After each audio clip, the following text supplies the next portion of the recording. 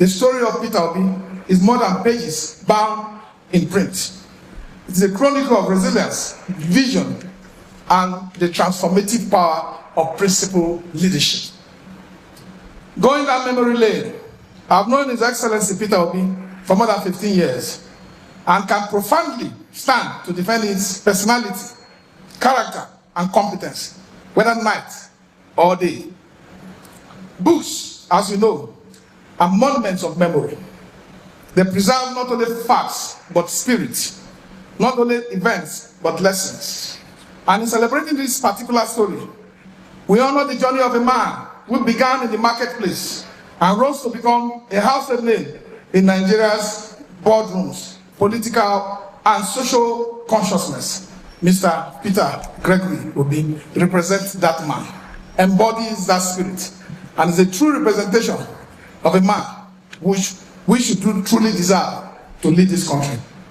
About the book, From Trader to Trailblazer, the author has woven a narrative that traces Peter Obi's humble beginnings as a trader, his bold rise in business, his trailblazing role as governor of Anambra State, and his emergence as a beacon of integrity in Nigerian political firmament. The book is at once biography, history, and inspiration. It reminds us that greatness is not an accident of birth, but an outcome of discipline, vision, and courage. It reminds us that politics is not only about power, but about service. It reminds us that a leader's worth is measured not in the wealth they amass, but in the lives they touch and the values they uphold. That values, you know, day and night, you know, every day that can resonate.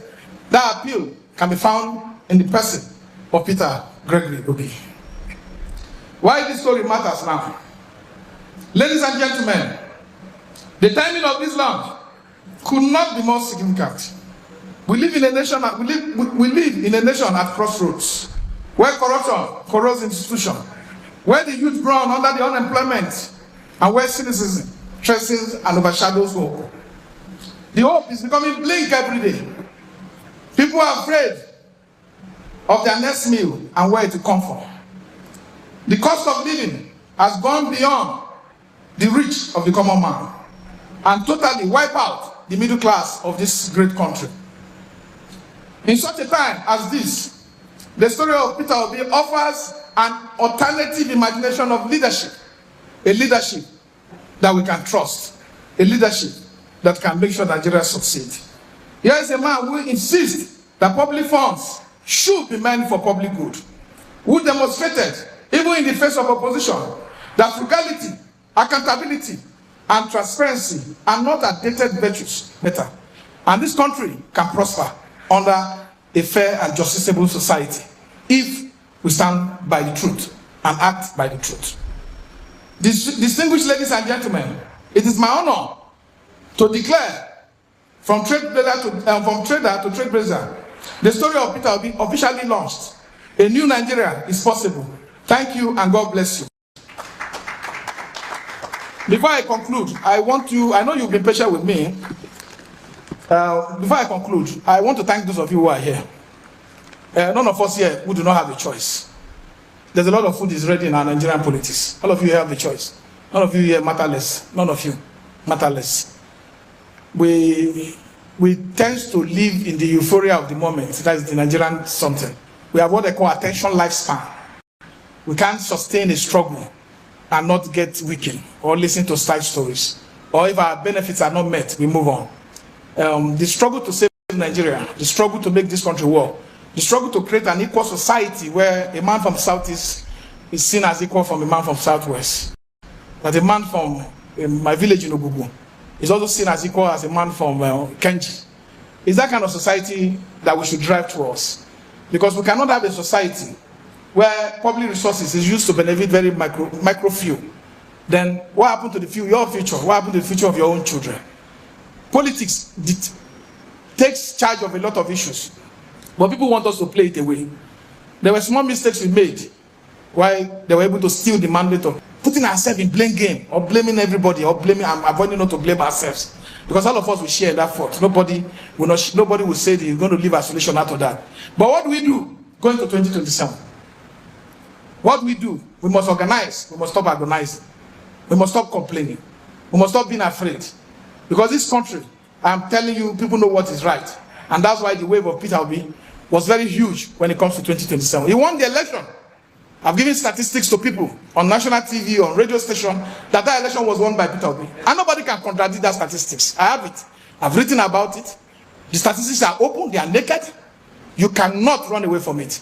If they say you rely on the data released by INEC, I ask them, is the IRF data also not INEC data? So please, we should not give up hope. There's no structure greater than the structure of the people. For all of you, you've demystified the political entrenchment system that we have had since 1999. When they say you cannot contest for election because you have no godfather. Everybody have demystified that. To show that what matters is that Nigerians can go to the ballot and define and also decide the cost of their action, of their growth and development. That is how the 6.5 million vote gain. Those votes were more than 10 million votes. But I assure you, the greatest fear of APC today, forget people talk of guys, the greatest fear is Peter Obi. It's their fear. I have friends, highly placed. I have friends everywhere. It's their fear. So they are doing everything to damp his spirit, to damp the spirit of the supporters. If you go to social media today, there's 24 hours watch on the streets. They attack him on everything. It is deliberate. It is organized. Don't see it like something that is happening out of nowhere. It is organized attack on his personality. They want to dampen your spirit. They want to make sure that new people do not believe in the story and in his intention for the good of this country. I've never asked anybody to support him because he's Southeast. He has never asked for that. But I tell you, until we start to give Southeast people, our people there, their share of this country, until we start to see them and give them the share in this national development, it will be difficult for Nigeria to say it's building a fair and just society. Because if there's a deliberate attempt to reduce my own people, which is Igala,